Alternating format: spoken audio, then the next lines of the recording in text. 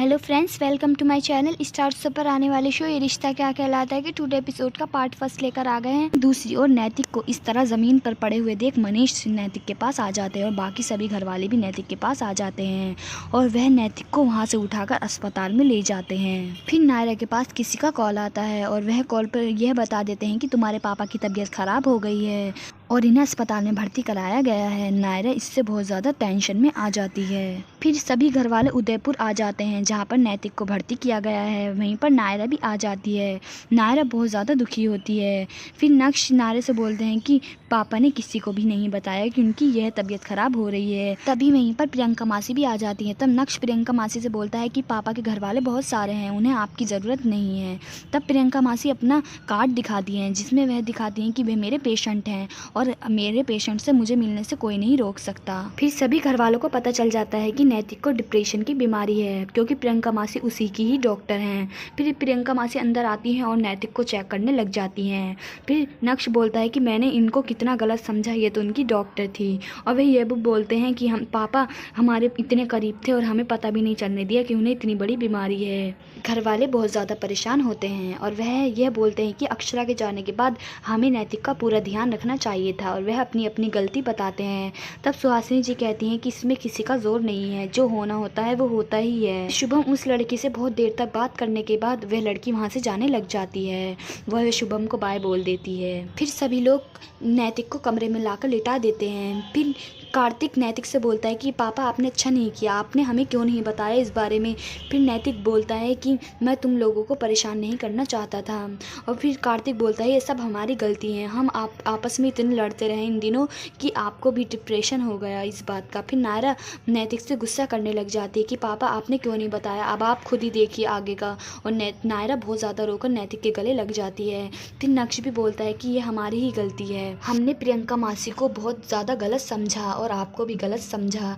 फिर मनीष बोलते हैं कि मैं एक बात बताऊं, इसमें किसी की भी गलती नहीं है, हालात ही ऐसे हो गए थे। फिर नैतिक सभी लोगों से बोलते हैं कि कल होलिका दहन है और फिर परसों होली है, कोई भी त्योहार में कोई कमी नहीं करेगा मेरी वजह से, सब सही मिलजुल कर त्योहार मनाएंगे। फिर कार्तिक और नायरा और बाकी सभी घर वाले घर पर आ जाते हैं। नेक्स्ट सीन में दिखाया जाता है कि कार्तिक और नायरा अपने कमरे में आकर एक दूसरे से बातें करते हैं। वे बोलते हैं कि हम कितने बड़े स्टूपिड हैं, हम इतनी इतनी बातों पर इतने बड़े बड़े झगड़े कर लेते हैं। आज के बाद अगर हमने झगड़ा किया और किसी की भी गलती हुई वह दूसरा उसे नोच देगा, तब हम ज्यादा बड़े झगड़े नहीं करेंगे। वह एक दूसरे को गले लगा लेते हैं। नेक्स्ट सीन में हमको दिखाया जाता है कि सुहाना जो लड़की शुभम से मिल रही होती है वे एक राहुल नाम के लड़के से आकर मिलती है। वह बोलती है कि मैंने बहुत बड़े घर का मुर्गा फंसा लिया है, इस बार तो बहुत अच्छी कमाई होगी।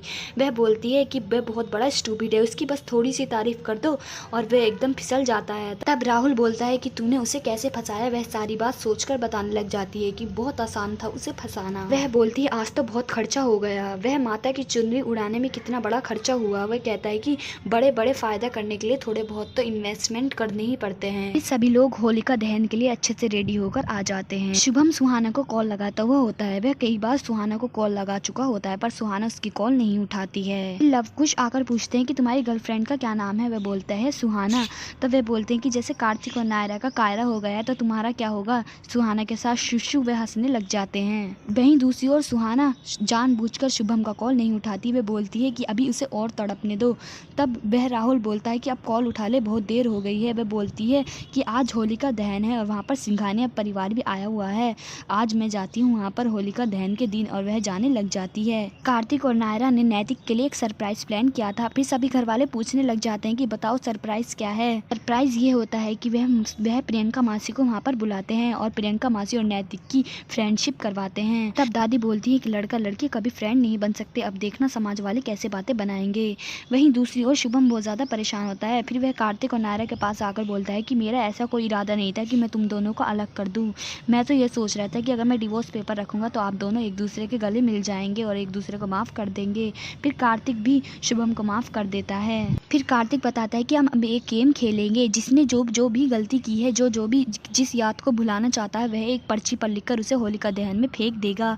फिर दादी बोलती हैं कि मैं क्या लिखूं, मेरी तो लिस्ट बहुत बड़ी है। फिर दादी बोलती हैं कि मैं ये भुलाना चाहती हूँ जब कार्तिक ने ये बोला था कि उसे औलाद नहीं चाहिए, मैं इस बात को भुलाना चाहती हूँ। और दादी ये बात पर्ची पर लिख देती हैं। सीन में दिखाया जाता है कि स्वर्णा सोचती है कि मैं कौन सी बात भुलाऊं। फिर वह बोलती है कि मैं शुभम वाली बात भुलाना चाहती हूँ कि मैंने अपने बेटे को इतने साल अपने आप से अलग रखा। फिर शुभम लिखता है कि मैं ये बात भुलाना चाहता हूँ कि मेरे डिवोर्स पेपर से जो भैया और भाभी के रिश्ते में दरार आ गई थी। फिर सुरेखा अखिलेश का पर्ची चेक करने लग जाती है कि तुम इतना ज़्यादा क्या लिख रहे हो, तुम्हारी गर्लफ्रेंड तो नहीं है। फिर सुरेखा अखिलेश की पर्ची पढ़ लेती है। फिर नक्श अपनी बात लिखता है कि वह क्या भुलाना चाहता है। वह बोलता है कि मैंने जो भी पापा के साथ किया मैं वह भुलाना चाहता हूँ। फिर कार्तिक और नायरा एक दूसरे की पर्ची में झांकते रहते हैं। वे बोलते हैं कि तुमने क्या लिखा है दिखा दो, पर वे एक दूसरे को नहीं दिखाते। वे बोलते हैं कि हम एक दूसरे को नहीं दिखाएंगे और ऐसे ही पर्ची को जलाएंगे। फिर शुभम के पास सुहाना का कॉल आ जाता है। वह बोलती है कि मैं यहाँ पर आ गई हूँ तुम्हारे फंक्शन में। वो बोलते हैं कि यहाँ पर तो सभी घर वाले हैं, तुम यहाँ पर क्यों आई हो। वह टेंशन में आ जाता है। वहीं दूसरी ओर सुहाना आती ही होती है। तभी एक लड़का उसे रूबी रूबी के नाम से उसके पीछे भागने लग जाता है कि रूबी रुको। और कीर्ति अपनी पर्ची में यह लिख देती है कि मैंने पैसों वाली बात जो नक्श से छुपाई। तभी कीर्ति की पर्ची नीचे गिर जाती है और वह उठाना भूल जाती है। और फिर नायरा सभी की पर्ची इकट्ठी करके होलिका दहन में जलाने के लिए लेके जाने लग जाती है, पर कीर्ति की पर्ची रह जाती है। और कीर्ति की पर्ची को नक्श पढ़ लेता है और नक्श को पता चल जाता है कि उसने दादी से 12 लाख रुपए लिए थे। फिर नक्श थोड़ा गुस्से में आ जाता है। फिर कीर्ति नक्श से बात करने के लिए ऐसे ही नक्श के पास आती है, पर नक्श सही से कीर्ति से बात नहीं करता है। फिर कीर्ति को थोड़ा शक होता है। फिर वह लड़की सुहाना शुभम से मिलने के लिए वहाँ पर आ जाती है और शुभम और सुहाना को नायरा वहाँ पर देख लेती है। फिर जैसे ही नायरा वहाँ पर जाने लग जाती है तभी दादी नायरा को रुका लेती हैं। शुभम और सुहाना दोनों आपस में बातें कर रहे होते हैं। तभी वही लड़का रूबी रूबी करता हुआ वहाँ पर आ जाता है और सुहाना को पता चल जाता है कि वही लड़का है। फिर वह खांसने लग जाती है और वह शुभम को अंदर से पानी लेने के लिए भेज देती है। और फिर वह वहाँ पर दीपक जाती है और वहीं पर नायरा भी आ जाती है। फिर नायरा सोचती है कि मैंने अभी अभी यहाँ पर शुभम और एक लड़की को देखा था, वे दोनों कहाँ पर चले गए। फिर नायरा के पास वह लड़का आ जाता है रूबी की फ़ोटो लेकर, जो कि सुहाना की होती है। फिर उस लड़की की माँ को बोलती है कि मेरा लड़का पागल हो गया है। जिस दिन उसकी शादी थी उस दिन उसकी दुल्हन सारे जेवर लेकर भाग गई, इसलिए मेरा बेटा पागल हो गया है। और वह लड़की सुहाना ही थी और सुहाना गाड़ी के पीछे दिपकी रहती है। फिर वह लड़का वहाँ से चला जाता है और नायरा वहीं पर खड़ी रहती है। फिर नायरा को ऐसा लगता है कि कोई वहाँ पर है। वह चेक करने के लिए वहाँ पर जाने लगती है तो वहाँ पर कोई भी नहीं होता है।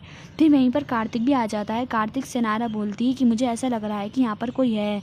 फिर कार्तिक भी चेक करने लग जाता है पर वहाँ पर कोई भी नहीं होता है। फिर शुभम वहाँ पर जूस लेकर पहुँचता है पर वहाँ पर सुहाना नहीं होती है और सुहाना का मैसेज आता है जिसमें लिखा होता है कि मुझे जाना पड़ रहा है, बाद में फ़ोन करती हूँ। फिर शुभम को ऐसे परेशान देखकर स्वर्णा देख लेती है। स्वर्णा को थोड़ा शक होता है। फिर सुहाना वहाँ से जाने लग जाती है। तभी रास्ते में उसे कोई मिलता है, उसे राहुल मिलता है। फिर कार्तिक और नायरा को दोनों को पेड़ के नीचे से एक बच्ची मिलती है। वह बच्ची वहाँ पर बैठी हुई रो रही थी और वह उस बच्ची को उठाकर घर में ले आते हैं। वहीं दूसरी ओर सुहाना राहुल से बोलती कि आज तो मैं पकड़ी जाती। वहाँ पर मेरा पहला वाला भी जो मैंने पहले जिसे फंसाया था वे भी वहाँ पर आ गया था, मैं बड़ी मुश्किल से बचकर आई हूँ। वहीं दूसरी ओर कार्तिक और नायरा उस बच्ची को सबके सामने ले आते हैं। वे बोलते हैं कि जब तक इस बच्ची के माँ बाप नहीं मिल जाते हैं इस बच्ची को हम अपने पास ही रखेंगे। घर वाले मना करते हैं कि ऐसे किसी की बच्ची को मत रखो, पुलिस के पास कंप्लेन लिखवा कर पुलिस को दे दो। फिर दादी के मन में एक बात आ जाती है कि अगर कार्तिक इस बच्ची को रखेगा तो उसके बच्चों के प्रति प्रेम बढ़ जाएगा। फिर दादी बोल देती हैं कि हाँ तुम इतने इस बच्ची को रख सकते हो, इतने इसके माँ बाप नहीं मिल जाते। फिर कार्तिक और नायरा दोनों उस बच्ची को बहुत ज़्यादा प्यार करते हैं और कार्तिक अपनी गोदी में ही पकड़े रहता है इस बच्ची को। फिर सुरेखा दादी से बोलती है कि देखो तुम्हारी तो अभी से ही विश पूरी हो गई दादी। दादी बोलती है कि बस ऐसे ही मेरे कार्तिक का भी एक बच्चा हो जाए और वह भी ऐसे ही खुशी खुशी रहे। फिर सभी लोग एक दूसरे से मिलने के बाद वहाँ से जाने लग जाते हैं। फिर नैतिक की थोड़ी तबीयत ख़राब होती है। फिर नक्श आकर नैतिक से पूछता है कि पापा कुछ हुआ तो नहीं।